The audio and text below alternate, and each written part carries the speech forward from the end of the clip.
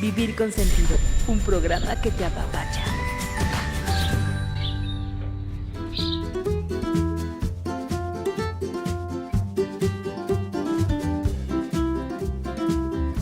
Hola, hola, ¿qué tal? Buenas tardes, soy Luis Adame y les doy la bienvenida a una nueva emisión de Vivir con Sentido, un taller radiofónico de aprendizaje y de apapacho.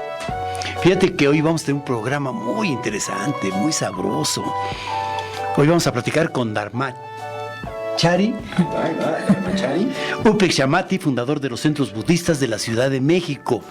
Upekshamati nos va a decir qué es el budismo comparativamente a otras religiones y por qué las personas no budistas van a los centros budistas. Bueno, vamos a desentrañar una serie de cositas acerca del budismo. Estoy seguro que el programa de hoy nos va a ayudar a todos a crecer como seres humanos. Yo quiero dar las gracias a Upekshamati por el tiempo que nos dedica, por el traslado, por compartir sus experiencias, sus conocimientos. Y Luis Felipe Díaz Barriga, que es tu fan, va a hablar un poquitito más de tu trayectoria, que ya no hace falta tanto decirla, es bastante conocido, y ya es cliente habitual de la casa. Y solamente es un poquito, ¿no? Dharmachari Upekshamati. Uy, muy bien. A la primera. Bueno. Que quiero que ustedes sepan que es mente ecuánime. Eso significa, ¿no? Mente ecuánime. Él se ordenó en la orden budista Triratna. No, Triratna. Bueno, ahí vamos. Ya lleva Casi. Ya había tenido palomitas, pero bueno. En 1992, fundador del Centro Budista de la Ciudad de México, de la Colonia Roma y de Coyoacán. Es director de Ediciones Centro Budista de la Ciudad de México y del sitio web budismo.com. Imparte cursos fundacionales, cursos formales y dirige retiros. Apoya a los hombres que están en el proceso de ordenamiento. Es un honor tenerte aquí. Muchas gracias. Importante se oye todo lo que acabas de decir. Me siento halagado.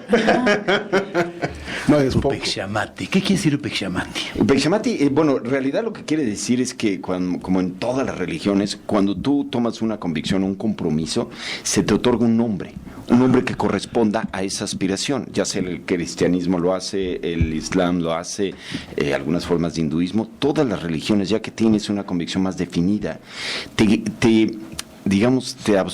quitan el nombre que te confirieron tus padres y te dan un nombre a partir de esa convicción nueva, sobre todo cuando es la ordenación. ¿Tú no lo eliges? No, lo elige la persona que me da los preceptos, o lo que se llama el preceptor. Y debe de conocerte muy a fondo. Me debe de conocer suficiente como para poder dar un nombre. Entonces, usualmente los nombres en la tradición budista o en la tradición que yo estoy, una parte tiene que ver con algo que te describe en tus cualidades y otra parte tiene que ver con una recomendación de algo que tienes que trabajar, que te da tu propio preceptor. Ahora, no te voy a decir cuál es. ¿Cuál? Para que no preguntes. Oye, entrando al tema del budismo, resulta que pues yo he escuchado que es una religión, he escuchado que es un estilo de vida, he escuchado que es una moda, claro. Y la verdad es que yo pienso que, así igual que yo, mucha gente está un poco confusa. ¿Qué es el budismo? Vamos de una vez por todas a aclarar. Claro. Bueno, el budismo está relatado, digamos, en cualquier diccionario, en cualquier enciclopedia, en Wikipedia, como una religión. Y se fundó, o más bien se inauguró como un sistema de práctica, de creencias, un sistema de respetos, de devociones, después de la vida de su fundador, que se llama Siddhartha Gautama. El Buda, sí, que el Buda es propiamente un epíteto.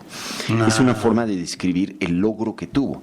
Buda literalmente significa aquel que despertó. Pero también se le dice aquel que se dio cuenta o aquel que se iluminó, que es una metáfora de luz. Sí. Entonces, lo que trata de hacer ver el budismo, para los budistas, el Buda no es un dios ni es un profeta de Dios, sino es un ejemplo. El Buda, digamos, encarna el potencial que tenemos todos los seres humanos, el potencial de percatarnos, de darnos cuenta de la naturaleza propia de las cosas, la naturaleza propia de nuestra persona, para así poder vivir de una forma más libres, de una forma más lúcida, de una forma más gozosa, sin tenernos como que confrontar con tantos condicionamientos, con tantos enfoques erróneos, etcétera. Entonces, el budismo, ante todo, es una religión particular, porque lo que postula más que nada es una práctica de transformación personal para llegar a percatarte y a partir de eso erradicar el sufrimiento. Entonces sí es un estilo de vida, también. Bueno, lo que pasa es que en México la palabra estilo de vida ya fue muy manoseada por Liverpool. Suena muy feo hablar de estilos de vida, ¿me explico? ¿Verdad? Tienes que ser muy consciente de las palabras y cómo se han asociado con cosas comerciales, por ejemplo. Así como la palabra religión se ha asociado con dogma, con falta de creencia, etcétera. También tienes que ser cauteloso. Entonces, los budistas, lo que decimos, a mí no me molesta llamarle religión, no tenemos que tener tanto miedo de religión, pero hablar que es más bien como una religión pragmática, en la que lo que tratas y lo que compruebas es en lo que debes de creer, no lo que te dice un libro, lo que te dicen las autoridades eclesiásticas. Sí. Oye, y si nos vamos por la idea de que es una religión, entonces, ¿qué diferencia hay con las otras religiones? Porque yo veo que todas apuntan a lo mismo. ¿Qué sería eso que es mismo? ¿Cómo definirías lo mismo?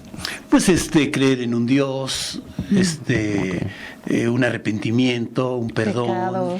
Fíjate que yo creo que lo que tiene en común el budismo con todas las religiones es que gravita hacia tres preguntas así como centrales en todas las religiones. Todas las religiones intentan contestar la pregunta humana, universal, de qué significa la vida, qué significa la existencia. Es decir, cuál es el sentido propio de mí mismo, de mi existencia. La segunda pregunta que todas las religiones quieren contestar es cuál es mi relación hacia otros seres humanos, hacia otros seres vivos. ¿Cómo me debo de comportar? ¿Cómo me debo dirigir? Y la última pregunta que todas las religiones tienen es cuál es mi relación a una realidad última, a un plano trascendental. Ahí no le incluyo la palabra Dios, porque hay muchas religiones que no se articulan a partir de Dios. Está el confucianismo, está el taoísmo, está el janismo, está el hinduismo vedanta y está el budismo. Hay 5 religiones mundiales que no tienen el concepto de Dios, pero todas tratan de contestar cuál es mi relación conmigo mismo, mi vida, cuál es la relación con otras personas y cuál es mi relación con una realidad última. Y a partir de esa respuesta tratar de generar un tipo de práctica, una praxis que te lleve a satisfacer de una forma óptima eso. Entonces, el objetivo de esta religión, si no es creer en un Dios, ¿cuál sería así más? Al grano. Pues mira, al grano, el Buda lo estipuló con lo que se llaman su primera enseñanza. Las se llama cuatro nobles las 4 nobles verdades, o más bien las 4 verdades que ennoblecen. Y esta es la verdad del sufrimiento. El hecho de que inevitablemente la condición humana está plagada, matizada, patinada por una insatisfacción inherente. La vida, el nacimiento, el crecimiento, la enfermedad, la vejez, la muerte y etcétera, tiene la marca de sufrimiento. El ser humano es una criatura que sufre. La segunda noble verdad, o la verdad en que noblece, es la causa del sufrimiento. Nuestra necedad porque las cosas sean como lo queremos. La causa del sufrimiento es un deseo irreal, ingenuo, de que la vida sea algo más de lo que es realmente. La tercera noble verdad es la verdad del cese del sufrimiento. Ahí vienen las buenas noticias. El sufrimiento puede acabar. Hay un camino. Ajá. Y la última noble verdad es la verdad del camino al cese del sufrimiento. Y este camino se detalla con el camino óctuple. El camino de óctuple, de 8 pasos. 8 pasos. Entonces el Buda con esta enseñanza trató de representar muy, digamos, sistemáticamente qué era la manera en que debes de transformar 8 aspectos de tu persona para poder llegar a percatarte. Sí, pero no te vayas tan lejos. Yo todavía no acabo de asimilar la segunda verdad. Y ya estás en el tercero del óctuple paso. Del sendero. Sí. Eso del sufrimiento, el origen del sufrimiento. Yo estaba pensando, ahorita que estabas hablando, que los animalitos, por ejemplo, les duele, pero no sufren. Y creo que les duele y no sufren porque no se cuestiona el dolor. O sea, sienten el dolor, pero no lo están cuestionando. Y los humanos sí lo cuestionamos mucho y reclamamos mucho. Y de ahí que sufrimos mucho. ¿Será?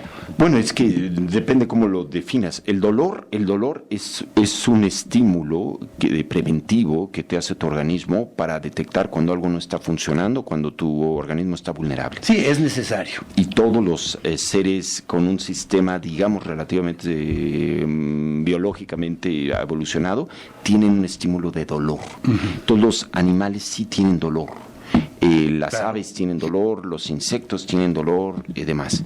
Y tu pregunta, ¿hacia dónde iría? Digamos, No, de que los animales tienen dolor, no Exacto. estamos de acuerdo. Lo que pasa es que los animales no cuestionan el dolor. Sí, No reclaman por el dolor. No, claro, las cebras no les dan úlceras. No. Digamos, no, es un hecho, ¿no? Entonces, si en consecuencia no están cuestionando, no están reclamando, etcétera, no sufren. Bueno, ahí es como la línea delgada entre el dolor y el sufrimiento, ¿no? ¿Tú cómo lo clasificarías?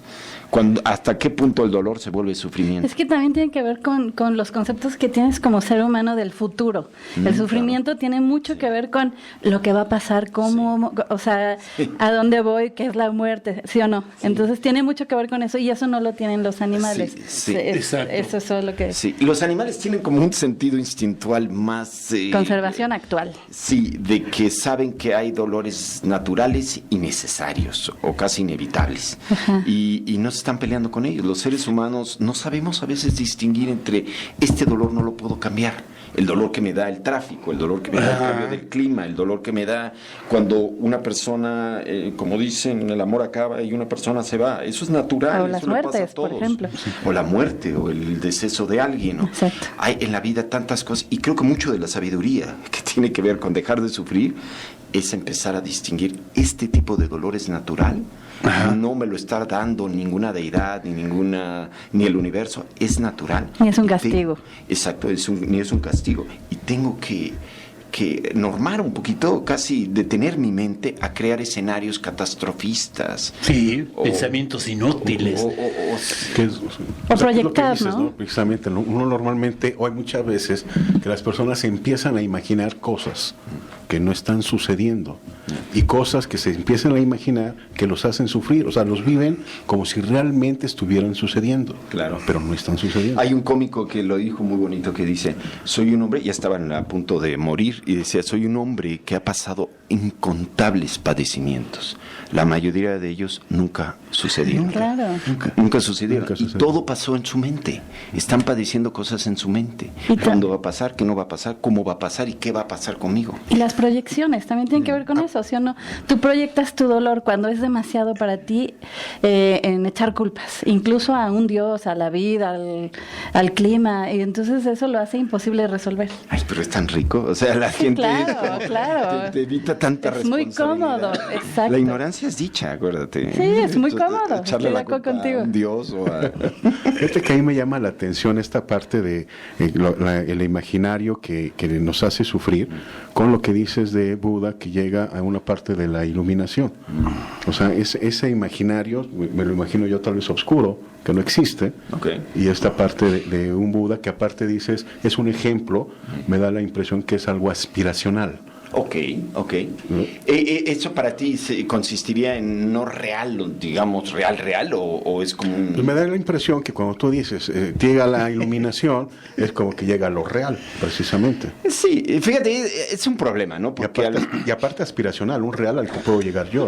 Sí, pero creo que hay un problema ahí. Todos somos aspiracionales. No, pero ¿En qué sentido? Por ejemplo, en tu pregunta con O sea, Jesús, nadie aspira a ser Jesús, aspira a estar con Él, pero no a ser Él. Pero estás aspirando. Pero a estar. Por no a eso, ser. pero estás aspirando. Bueno, pero espérame, la iglesia cristiana primitiva sí había un camino hacia Jesús. Todo era el camino hacia la jesuseidad, digamos, en la escuela primitiva. Y era un aliento, había muchos creyentes de Jesús que aspiraban al ejemplo. Ahora, algunos cristianos te van a decir que sí hay anheladores del ejemplo de Jesús y tratan de emular la imitación a Cristo, este clásico, es emular a Cristo, no tanto creer en Él o buscar... O seguir su guía, Sí, exacto. Pero nunca ser Cristo. O sea, lo emulaban, pero no ser Él. O sea, esa parte de deidad que Él obviamente correspondía no era ser. No, obviamente Sí. no. Ya es herejía, ahí no te metas ahí. Sí. Bueno, nos habíamos quedado en las 4 nobles verdades. Verdades que ennoblecen. Exacto. Bueno, podríamos desmenuzar una por una. Sí, mira, la primera noble verdad que el Buda habló es que dijo, bueno, lo primero que es importante es por qué el Buda empezó toda su articulación con respecto al camino hacia la iluminación con una experiencia más que con un concepto, porque él bien pudo hablar de la experiencia de la iluminación, de la meditación, de la ética, de la problemática, de lo que haya acontecido en ese entonces, pero decidió iniciar, digamos, su ministerio a partir de lo que se considera la experiencia más universal humana. Ajá. El Buda no quería un debate intelectual con sus que iban a ser discípulos, sino quería apelar a una experiencia universal. Y llegó, se nos dice, a hablar de cuál es lo más universal que tenemos todos los seres humanos o por qué empezamos un camino de transformación. Exacto. Y es a partir de una experiencia de insatisfactoriedad, de carencia, de frustración, de sufrimiento. De sufrimiento, estoy de acuerdo. Y el sufrimiento, de acuerdo al budismo o de acuerdo al Buda, se inicia a partir de lo más tácito o lo más físico, es decir, el nacimiento. Es doloroso, no solo para la persona que nace, sino también para la ti. madre. Sí, para Fíjate, yo me todos. estaba yendo por el tocar fondo, fíjate, y yo ya estaba muy adelantado. No. Y luego crecer puede ser sufrimiento, cualquier adolescente lo sabe. Enfermedad es sufrimiento. Pérdidas son sufrimiento, vejez es sufrimiento, la muerte es sufrimiento. Claro. El Buda trataba de hacer su argumento, digamos, bulletproof. Aquí no hay por dónde escaparse. Están de acuerdo con esta realidad. Y luego ahondó un poquito más. Estar lejos de lo que te agrada es sufrimiento. Estar cerca a lo que te agrada es sufrimiento. La A vida ver, como tal estar es lejos de lo que te atrae, De lo que te agrada. de lo que te agrada es sufrimiento. o sea, hay que renunciar al deseo. No. Es el simple hecho de que tú y yo nos van a agradar ciertas cosas, como un buen clima, como tener la higiene, como tener una familia bien y todo. Pero nunca vas a poder garantizar que esas personas estén contigo todo el tiempo. Y va a haber momentos en que van a estar lejos. Y esa experiencia es sufrimiento. Pero esta fue la primer nivel de sufrimiento, el que menos se discute. Elemental, ¿no? Casi, El casi. básico. El tácito. Sí, el de cajón. El segundo tipo de sufrimiento es un poquito más como investigativo, porque habló la realidad de que todo cambia es sufrimiento. Tú puedes ser una persona que eres increíblemente efectiva organizacional, increíblemente efectiva coordinando, y puedes garantizar que un largo tiempo tengas lo que a ti te lleva a la satisfacción. Sin embargo, en el mismo hecho de tenerlo, cambia eso. O el hecho de tenerlo te cambia a ti, Claro. privándote de un nivel de gozo, un nivel de deleite o de satisfacción, llevándote a sufrimiento. La tercer nivel de sufrimiento que el Buda... No, por si primero estábamos... espérate, no, tú nos quieres hacer sufrir sin saber por qué. Es que el tercero es el más interesante. Sí, en el segundo dices tú que el cambio nos hace sufrir. El cambio nos hace sufrir. Se habla de la zona de confort, se habla de no explorar, de no experimentar, de no arriesgarse. ¿Del miedo? Es que mira, cuando las cosas cambian, sufrimos. Claro. Y lo más chistoso... No aceptamos que somos cambiantes. Y lo más chistoso es que cuando las cosas no cambian, sufrimos. También sufrimos. Fíjate que es lo que yo te iba a comentar. Yo considero o sea, obviamente no es por, como te dijera, quiero articularlo en lo que tú estás diciendo, ¿no? Claro. Considero que la realidad misma es sufrimiento. O sea, hay gente que sufre porque no se puede enfrentar a la realidad. Ok. O sea, la realidad como tal es un sufrimiento. Ok. Me voy a morir, como tú dices, ¿no? Ok. La muerte es un sufrimiento, esta es una realidad. Sí, Voy a sí. envejecer, voy a aprender todos los procesos de salud o enfermedad, voy a amar o no. O sea, la realidad en sí Sí. ya es sufrimiento. Sí, pero el budismo, fíjate que no nos acusaría mucho de ser que estamos siendo ignorantes por voluntad, sino habla de la... Es casi como que somos como seres anfibios, nos dice el budismo. Por un lado, estamos dictados por los imperativos biológicos más básicos, que cualquier otro animal tiene, desde reproducirnos hasta protegernos, hasta sentirnos vulnerables, rechazar, aferrarnos, etc. Pero por el otro, tenemos una maravilla, llámale como quieras, conciencia, llámale capacidad de reflexión, llámale, tenemos otra dimensión que nos hace posible ver nuestra propia experiencia y a partir de verla, transformarla. No solo eso, sino ver posibilidades más allá de lo que nos tenemos en el entorno. Entonces, esta combinación entre tener una conciencia particularmente sofisticada, digamos, y un cuerpo particularmente instintual, hace al ser humano un ser anfibio, como le dije, pero un ser de alguna forma dirigido por prerrogativas instintuales y al mismo tiempo proyectando alcances. Oye, ¿y eso en contraparte no es lo que te hace sufrir? Exacto. Eso es el sufrimiento. El sufrimiento es ver tu propia realidad tal y como es, incluso la realidad más ideal, y no sentirte satisfecho. Ese es el tercer nivel de sufrimiento. Ah, ya me adelanté yo. Exacto. El tercer nivel de sufrimiento no es que a un nivel no entiendas la vida que cambia o que cuando las cosas no cambian, ni el tácito hecho de que pues, tu cuerpo se va a hacer feíto o que va a haber cosas desagradables en ti, sino está en el hecho de que de alguna forma tú intuyes de una forma muy misteriosa que hay algo más que la vida. Que hay algo más que lo que te da, lo mejor que te puede dar la vida, ya sea una buena familia, una saludable, dinero, confort, todo lo que tú te puedas imaginar que puedas conseguir, de alguna forma no te satisface plenamente. Y no es algo, digamos, neurótico, ni es algo así, es simplemente el hecho de que hay algo más profundo que estás buscando, llámale sentido, conexión. Nada material. ¿Tiene que ver con el para qué? ¿Para qué hago lo que hago? ¿Para qué tengo esto? ¿Para algo qué así, trabajo? puede suscitar ese tipo de preguntas. ¿Para qué? Pero es no como, tanto por qué estoy aquí, sino ¿para qué? ¿Para qué? ¿O para qué quiero esto? O para qué quiero lo otro, exacto. ¿Y sabes cuándo lo experimentas más agudamente? No cuando te va mal, sino cuando te va bien, muy bien. exactamente. Fíjate que me llama mucho la atención el parecido, cómo el psicoanálisis lo explica con otra forma y por otro motivo, pero es muy parecido a lo que estás diciendo, ¿no? En el psicoanálisis se dice que cuando entra la palabra al ser humano, cuando aprende a hablar, el hecho del uso de la palabra nos hace sufrir, porque la palabra no alcanza a abarcar todo aquello que nosotros sentimos.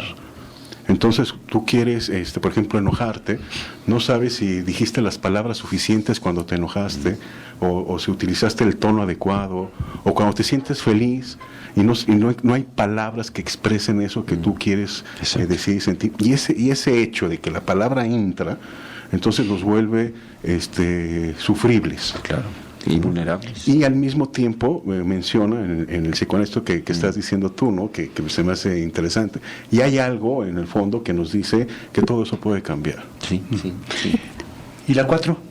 La cuarta, bueno, iba Cuarto nivel.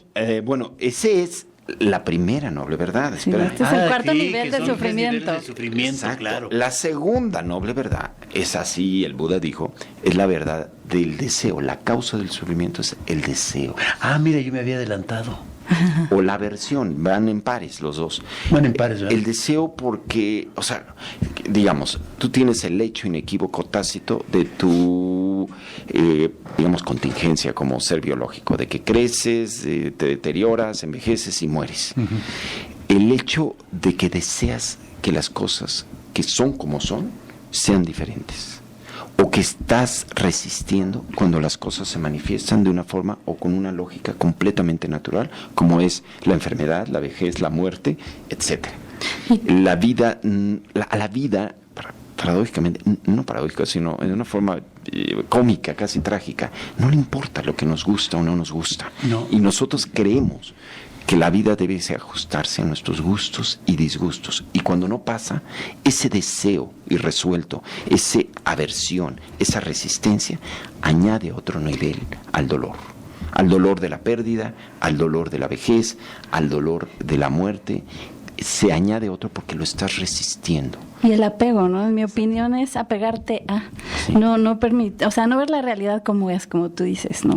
O sea, la vida es como es, no te ataca, no es justa, tampoco Exacto. es injusta, es simplemente como es. Sí, ¿No? pero fíjate que es difícil entender eso. Es muy difícil. Hablando como de niveles de comprensión, yo creo que aquí nadie diría, pues sí, fue lógico el Buda. La verdad, no, sí, somos aferrados y nos resistimos y queremos más de lo que hay y cuando no está. Claro. Sin embargo, no lo entendemos del todo, a un nivel como profundo, no lo comprendemos, no lo hacemos propio, no vivimos a partir de lo que entendemos nocionalmente. Como si Se no lo queda en el asimilamos. mental. Todavía no lo asimilamos. Sí. Y la práctica budista es ese proceso, poco a poco, de asimilar más y más la realidad de la vida. Pues sí. Sí. Pues mira, ya tenemos llamaditas, si quieres le pegamos. Dime. ¿No quieres de las últimas dos verdades? Pues sí, las últimas dos verdades, ¿no? Bueno, estábamos en la verdad de la causa del sufrimiento, lo que primero dijo el Buda, como, digamos, como para inaugurar su manera de exponer cuál era el camino hacia el despertar, era la verdad universal del sufrimiento humano, y que tiene 3 niveles. Luego está la verdad de la causa del sufrimiento, que es el deseo o la aversión. Y por último, el tercero es la verdad del cese del sufrimiento. Que es decir, que es como un médico, diría, ¿no? Ajá. La verdad de tu problema físico, la verdad de la causa, la verdad de que, la tercera sería, de que te puedes recuperar, y la verdad de la terapia que tienes que seguir para recuperarte. De que hay un camino para Hay salir un de ahí. camino. Entonces, el Buda no inventó esta fórmula, la derivó de la antigua medicina india, desde entonces, y la adaptó para hablar de su mensaje. Digamos, el diagnóstico, la causa, la posibilidad de recuperarte y la terapia que debes de llevar para recuperarte. La medicina. Y la última terapia era lo que se llama el camino octuple o el noble sendero octuple. Un sendero de 8 pasos, no sé por qué 8 pasos. Ahí vienen los comos.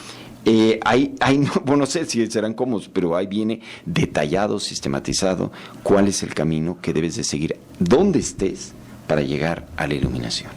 Es el Y- cómo. Los 8 son el conjunto de los 8 son el cómo. Exacto. Salir Y del es sufrimiento. básicamente es relativamente fácil, se puede detallar los 8 en 2. Venga. Sí. Uno es el camino de visión. Tienes que entender algo de la naturaleza de las cosas, a cualquier nivel. Ya sea La emocional. naturaleza de las cosas. Tienes que entenderlo, De tienes cajón. que captarlo, tienes que plantearte las cosas a partir de lo que es. Sí. Y el segundo camino es un camino de transformación a la luz de eso que De entendiste. esa información. Ajá, que... Entonces, el camino octuple es un camino de visión y un camino de transformación.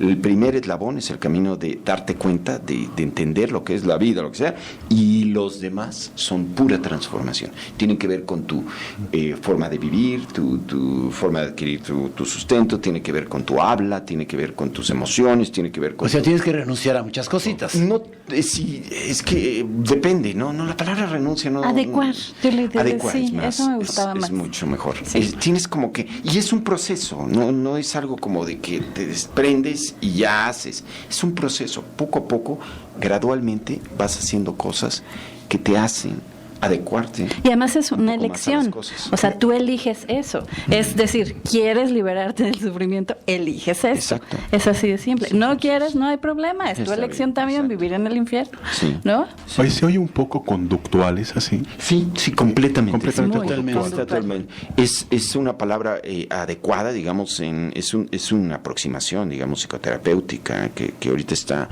mucho de moda, que lo podría sumar conductualmente en una forma muy frívola, pero lo voy a hacer así, como que si quieres recuperarte, trata de plantear cómo sería esa recuperación y actúa como si ya estuvieras en esa condición. Entonces, en otras palabras, si te sientes estresado, imagina cómo serías no estando No estresado estresado. y actúa como si no Y estuvieras. camina para allá. Ahora, paradójicamente funciona. Claro. El cerebro no es tan inteligente como creemos, ¿eh? Y al cerebro le puedes informar a partir de ciertos actos, a partir de cierta forma de ser, a partir de cierta forma de comportarte. Hasta a través- repetición. Hasta Exacto. por repetición. ¿Cómo debería ser? Y el cerebro responde, es increíble. Oye, entonces aquí es donde entra la meditación. Sí. Fíjate que el camino octuple, otra forma de entenderlo, es lo que se llama un camino triple. Entonces se habla de que hay un eslabón de ética, es decir, de normar, no me gusta la palabra normar, de educar, de entrenar tu forma de Fortalecer hablar, la mente. de hablar, de pensar y de actuar a la luz de lo que son las cosas. Un segundo, que es meditación, que es como una serie de ejercicios, una forma de plantearte una contemplación que se acerque a las cosas como son, y por último, una forma de entender o de sabiduría. Entonces es un camino de ética, meditación y sabiduría. Todo en congruencia a lo que es o las cosas que son. Ahora, me extraña que ninguno me haya preguntado, bueno, ¿y qué, cómo dice que son las cosas el budismo? A ver, Oye, si pues creo. es que vamos por partes, pues digo. Y bueno, y en esa tercera es donde entras ya al camino de la iluminación, ¿o qué? Exacto. Esa es una forma en que el Buda habló de un camino de iluminación, no la única. El Buda habló de muchas maneras de alcanzar la iluminación y de muchas formas, pero fue una. ¿Y sabes una cosa que le preguntaron al Buda una vez? ¿Qué? Que muy chistosa, muy moderna pregunta, pero le preguntaron, Señor, ¿es posible alcanzar la iluminación, su despertar, con otro sistema de creencias? Con otro sistema? Y dijo inequívocamente, sí, Claro. la iluminación existe donde existe el camino óctuple, o donde existe un camino de visión a la luz de lo que son las cosas y un camino de transformación. De virtudes, de no causar sufrimiento a otros, ni a ti, Exacto. ni a ti mismo. La realidad, el monopolio de la realidad no la tiene el budismo. No, definitivamente no. Pero ese dato es interesantísimo, ¿eh? O sea, yo pienso que es un elemento muy fundamental. O sea, es una invitación entonces al despertar, a la iluminación. Sí. Y propone ciertos caminos, en este caso conductuales, que son eficientes y que Exacto. Y probados, y sí. probados. Eso es lo más importante. Que no significa que son los únicos, ¿no? Exacto. Pero No. es una invitación Exacto. a ese despertar. Significa que él lo transitó y él Sí. es la prueba viviente de que ese es uno de los caminos para liberarte del sufrimiento. Exacto. Probado por él, no nada más teórico, sino yo soy la prueba viviente de que se puede. Y así es como lo hice. Exacto. Es como una guía. Y lo que le decía el Buda a sus discípulos y discípulas, otro dato interesante, el Buda de todos los fundadores de religiones fue el único que tuvo discípulas Sí. aceptadas, o sea, certificadas con notario público. Era el único que tuvo. A Cristo le dicen que María Magdalena fue, pero no fue oficial. El Buda tenía iluminadas discípulas que lo seguían hace 2500 años. Exacto. O sea, eso es un signo, un sello de que tenía la apertura que tú esperarías de alguien que comprenda De las igualdad, cosas de- y que no Que se había le iluminación. sí, y que no se limite a Exactamente. cosas como de género, de raza o de Parece etnia. que se adelantó A ver, yo 3.000, ya- 4.000 años Sí, cosas que O más. lamentablemente la Iglesia Católica todavía no llega a entender. a ese nivel, ¿no? Claro. Ahora, yo ya De llegué acuerdo. a la iluminación. Ok. Y me muero. Hablaste al principio de que hay un proceso, de que naces, te reproduces, te deterioras, te mueres. ¿Y qué pasa? En el sentido de qué pasa con tu cuerpo, qué pasa con Pues tu sí, mente. Contigo. el renacimiento o qué. Pero Pues el mira, budismo. el budismo considera, el budismo es como muchas religiones orientales, para el budismo no existe la línea, digamos, la flecha del tiempo, que es lineal, inicio, desarrollo, final, sino el budismo, la idea del tiempo es circular. Ajá. Entonces hay una constante recurrencia. Ah, Entonces, en términos de muerte, lo que hace, lo que trasciende, recurre. Es decir, aspectos de tu cuerpo recurren en la naturaleza, como un humus que alimenta los pastos, y etcétera, etcétera. El continuo, lo que recurre de tu conciencia, está situado como para anhelar o como manifestarse, recurrirse en otro cuerpo. Entonces tú mismo, en ese continuo de conciencia, el budismo lo cree, hay una rehacerse, un renacimiento. Renacer. Ahora, entonces la idea así cosmológica del budismo es que hay un interminables ciclos de vida y muerte, vida y muerte, vida y muerte. Imagínate si realmente, o sea, planteemos que es cierto categóricamente. Imagínate descubrir que llevas 500 vidas, 5,000 vidas cometiendo los mismos errores. Sería entonces, si realmente- comete los mismos errores, ¿para qué? pues no hay mucho que aprender realmente, uno no aprende tanto. Entonces, pero el planteamiento es que la iluminación es ese trascender de la vida o de la recurrencia, de nacer, desarrollarte, morir y volver a renacer. Y según entiendo que es un poco tu pregunta, es lo último es elegir regresar para ayudar. O bonito. que es Sí. algo que muy, ¿no? O Sí, sea, es- eliges volver para guiar. Algunos iluminados se nos dice que Ajá. a las personas que han concluido trascender la rueda interminable de recurrencias de una a otra vida, deciden regresar para ayudar a otros Exacto. a trascenderla. Hacen un voto. Tú eliges... Cuando hablas del budismo, ¿te refieres a lo que Buda decía? ¿O ya como filosofía puede haber alguna interpretación de eso? Pues mira, la mayoría de lo que pasa es que hay como 3 periodos de, digamos, le voy a llamar así, pero no es así, de revelación del Buda. Okay. El primer periodo es lo que se considera los textos así más antiguos del budismo antiguo, que están escritos en un idioma que se llama el Pali, y es el Pali Canon, y eso es el Buda más cercano a lo histórico. Pero después, en la misma India, 500 años después, se dio otra serie de textos revelados a partir de personas que estaban como practicando el budismo y pudieron reconocer lo que era el tener un entendimiento más profundo de lo que dijo el Buda, y se lo atribuyeron a un nuevo Buda. Y este es un Buda un poco más metafísico, un poco más alegórico, un poco más, y es el Buda del Mahayana, el del sur de, el de Tibet, entonces es como una nueva revelación y unos nuevos textos. Entonces a él también se lo le que refiero atribuye. es que si llegar a la iluminación por parte del Buda es tener esa conciencia abierta y tener el conocimiento de la vida, y habla de que hay esta parte del tiempo que circula, pues habría que creerle, pues usted está en esa manifestación. Bueno, todo es cuestión de fe también, ¿no? No, Claro. o sea, Y de interpretación. o sea, mi como tú pregunta dices. es esa, si es de fe precisamente. Sí, es de Bueno, fe. que si depende que si quieras decir con fe. Bueno, tremendo debate, ¿eh? Tenemos unas llamadas, híjole, y creo que siempre ha sido controvertido lo que es el tema del budismo, ¿o no?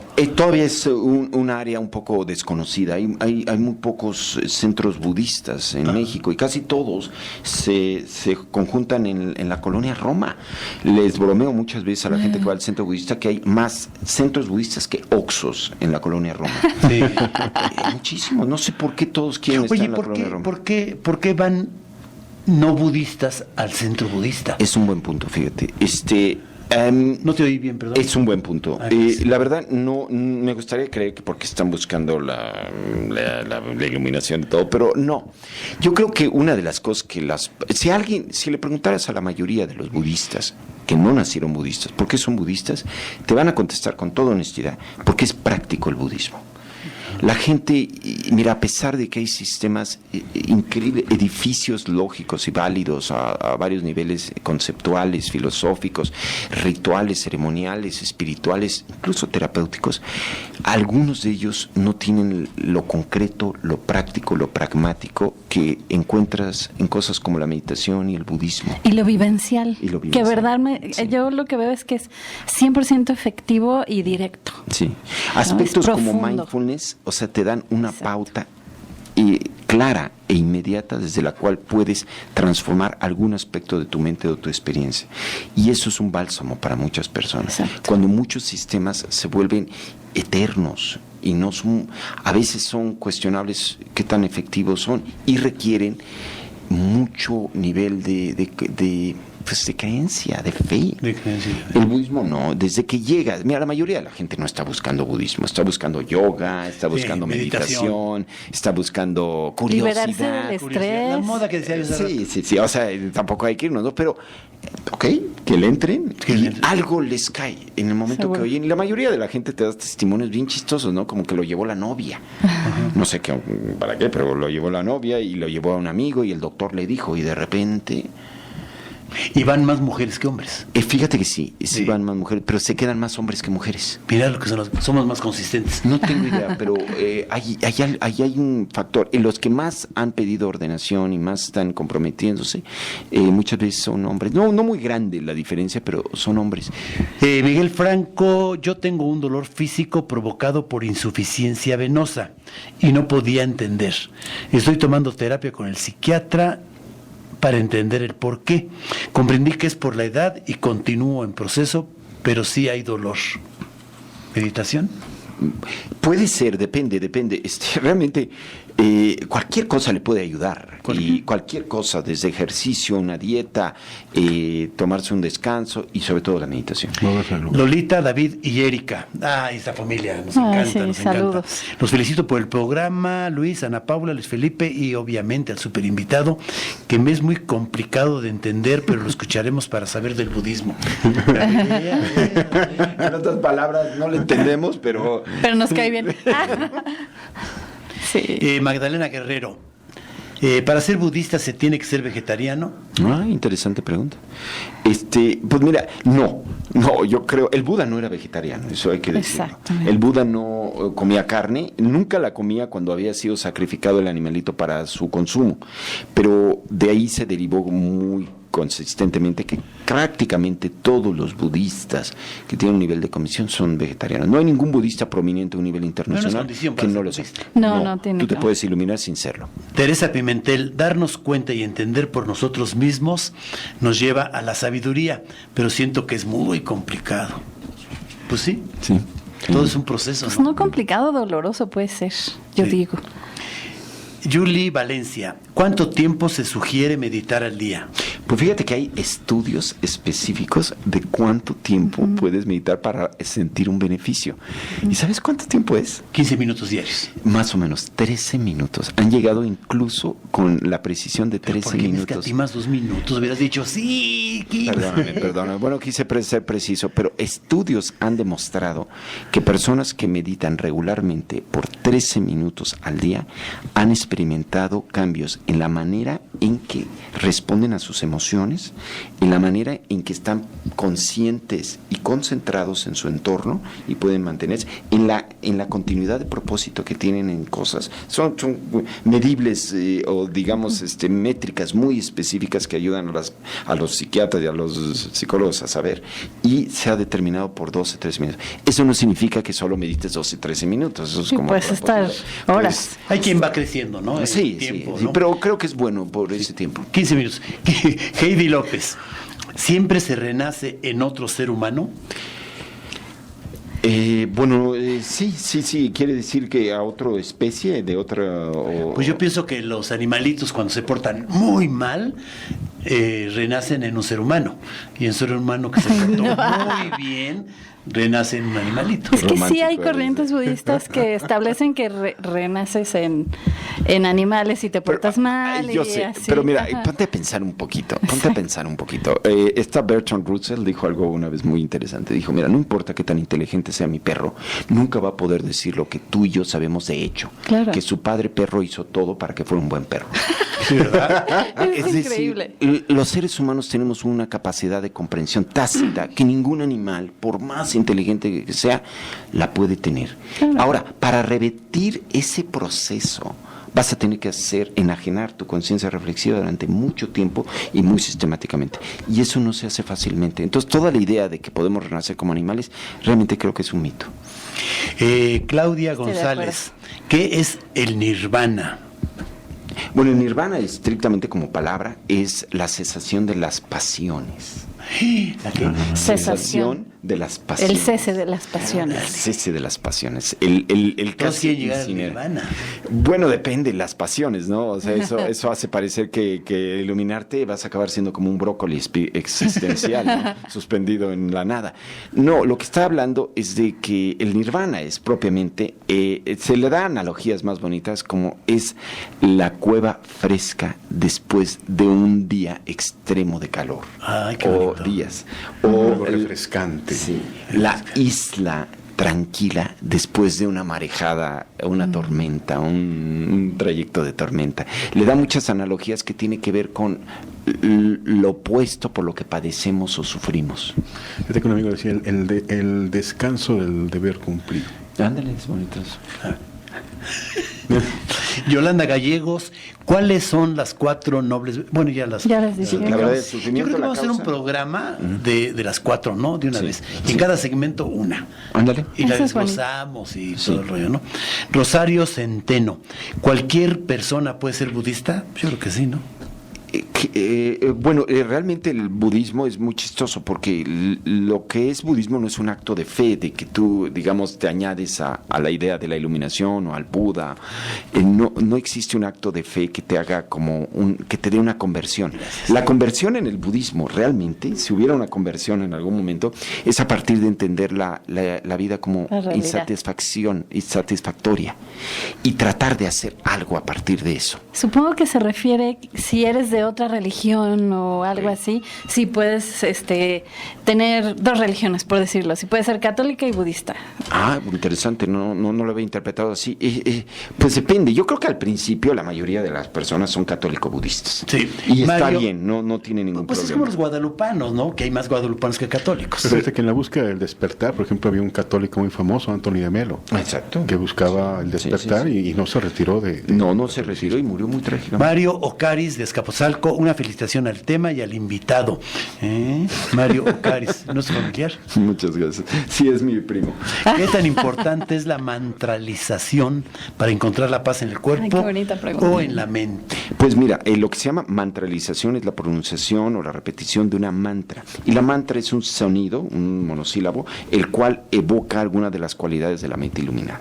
Entonces, pero básicamente, para hacerlo más aterrizado, la mantralización es crear un objeto sonoro que después puedas internalizar, que te sirva para enfocar tu mente. Es una herramienta, Claudia, básicamente. Fraile, ya nos vamos a despedir, híjole. Bueno, ¿cómo se puede saber si alguien alcanzó la iluminación? Tienes 4 segundos. Es a partir de la congruencia entre lo que piensa, siente y lo que hace. Pues muchas gracias, mi querido Upekshamati, por estar con nosotros, por compartir tus conocimientos. La verdad es que pues todo el mundo pide que vengas más seguido, entonces vamos a tener que hacerlo. Luis Felipe Díaz Barriga, rápido, 2 segundos. Pues muchísimas gracias por estar aquí con nosotros y nos escuchamos el próximo lunes. Una Paula. Y gracias por darnos otro enfoque. Gracias. Agradecemos a nuestro ingeniero Alberto Aguilar que nos haya soleado en los controles, a nuestro querido productor Julián Solís el Morrison. Nos escuchamos el próximo lunes. Buenas tardes. Tu presencia es la mejor parte del programa. Recuerda que tenemos un compromiso contigo la próxima semana. Vivir con sentido. Un programa que te apapacha.